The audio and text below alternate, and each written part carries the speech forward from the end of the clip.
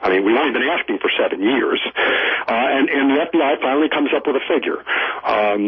There's reason to believe it's a low ball, but it's plenty high enough to establish what everybody by now should realize, which is that this stuff was deliberately added as a part of an extremely advanced technology to enhance dispersibility. That's what the answer from the FBI that took them 7 years to give us directly reveals. Now, the other question that doesn't quite get as much attention, although it gets a lot of attention from me, is the question that goes, well, wait a second. This RMR 1029 Anthrax that you say is Bruce Ivins' responsibility, given the fact that this stuff was sent by order, the same stuff was sent to the Battelle and Dugway, which are the places where the weaponization programs are taking place. They are the places, obviously, the places in the country where this stuff can be processed the way the attack Anthrax was processed. The question now from the congressman happened to be Nadler is, okay, tell us, how did you exclude the people at Dugway and Battelle? How did you exclude the people at Dugway and Battelle from being suspects? And 7 months go by, and the answer to that one is, it's not a lowball, it's an absurdity. I mean, I could read it to you if I went to the computer, but basically what it says is, we eliminated people at Dugway and Battelle. They don't use the names. They never say the names. They never say the names. But we eliminated its two facilities based on our determination that they never got RMR 1029. Well, I mean, everybody knows that RMR 1029 was sent to Battelle and Dugway. I mean, we have the record that was kept by Bruce Ivins from 1997 when he created the stuff all the way into 2004 when the original 1,000 milliliters was exhausted. And we have the record. And we know that on various occasions, including in the spring and summer of 2001, this stuff is being sent to the weaponization projects. It's as transparent as it could be, frankly, and the most shocking thing is the conformity of mass media. Unbelievably shocking. Now, we know that Bruce Ivins sent RMR 1029 to two facilities. He sent it to some universities, and yes, I mean, theoretically the FBI looked there as well, and so forth. There's a number of other places in the record as to where it was sent. Not that many, but some.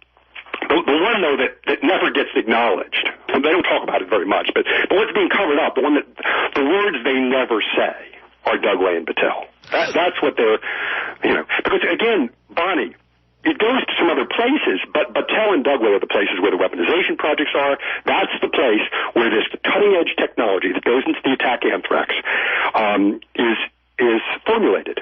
Right. Well, now, what is the Dugway Proving Grounds in the Utah desert? Well, I'll put it this way. In 1943, we started a biowarfare program.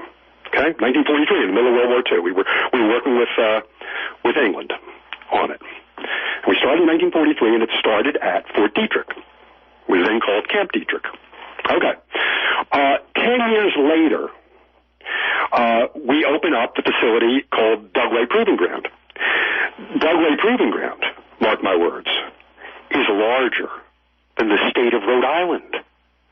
And that's where a lot of the production of the bioweapons is going on. And that's where a lot of the experiments are going on. And it's surrounded by desert. It's actually only 80 miles from Salt Lake City, but it's been sort of, absolutely instrumental in both biological and chemical warfare programs since it's right around 1953. Then what is the Battelle Memorial Institute of Columbus, Ohio? Battelle Memorial Institute of Columbus, Ohio is the largest private R&D corporation in the world. I mean, it's kind of remarkable because Battelle is under the radar. You don't hear many references to Battelle unless you've taken an interest in anthrax attacks, so forth. But they've been the intelligence agency's managers and operators of their biolabs for many years. And, in fact, a key part of the story here, particularly when you're taking a step back and looking at how the system works, is that it is the same corporation or subsidiary, they still call themselves Battelle, that is getting the contracts to manage and operate the new labs that are being built, whose pretext is the Anthrax attacks. That's what I would suggest to your listeners is classic military-industrial maneuver. You create the threat so as to create the demand for your product. And Battelle is a privately owned military contractor, right? Correct. Now, isn't it also true that Battelle itself was in charge of the labs, not only at Battelle, but also at Dugway? Correct. Absolutely right, Bonnie. Battelle is contracted by the Army and the Defense Intelligence Agency, okay, who is actually running that show, probably, to manage and operate the biolabs at Dugway, conducting, among other things, the, up until then, secret anthrax weaponization projects. It's all Battelle. I'm speaking with attorney and peace activist Barry Kissin. Today's show, the anthrax attacks and the system that perpetrated them. I'm Bonnie Faulkner. This is Guns and Butter. Now, Barry, you have written a memorandum to Congressman Holt of New Jersey, the state where the anthrax letters were mailed, entitled "The Truth About the Anthrax Attacks and Its Cover-Up." Now, you cover a lot of territory in that memorandum. What was the main purpose of your memo, and what is Congressman Holt's involvement? Well, Congressman Holt, for the longest time, has been the lone congressional voice saying the first thing about how erroneous this all is. I mean, and the way he kind of interjects himself is both on the basis you mentioned, that is that the anthrax letters were mailed from his district, but also because he's a physicist, he's a scientist. Now, Holt introduced legislation that would provide for a reopening of the Amerithrax investigation under the control of Congress. And it's remarkable, I think, that, we have 535 people in Congress, 100 senators, 435 representatives, and only one, in the face of what practically amounted to universal rejection of the FBI case, only one stands up and says this needs to be investigated by someone else.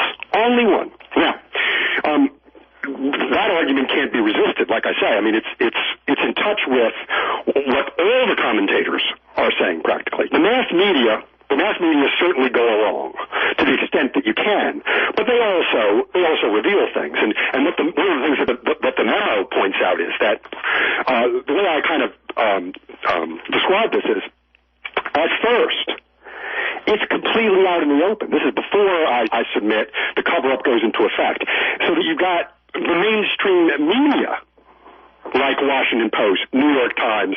I have a piece in that memo, a quote from Miami Herald, and Baltimore Sun also. Baltimore Sun actually has a very significant article. They're essentially saying the same thing, and that is that when scientists who prefer to remain anonymous, but I mean, come on, these are the guys that are talking to the mass media now. When they're asked about, what's going on here, they basically say, look, this is the stuff that's made by Battelle and Dugway. That's what they're saying.